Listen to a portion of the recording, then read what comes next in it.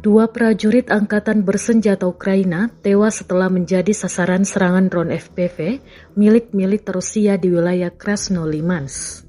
Insiden penyerangan tersebut terekam dalam rekaman video yang diunggah ke Telegram resmi Kemenhan Rusia Selasa 11 Agustus 2026.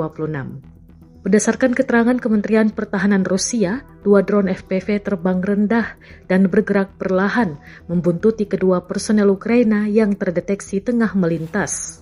Setelah posisi drone berada dalam jarak yang sangat dekat, serangan langsung diluncurkan dan menghantam kedua target secara tepat hingga berhasil melumpuhkan mereka di tempat. Kelompok pasukan barat Rusia menyebut serangan tersebut dilakukan oleh operator drone FPV mereka dalam rangka menggagalkan upaya rotasi pasukan Ukraina di sektor Krasnolimansk.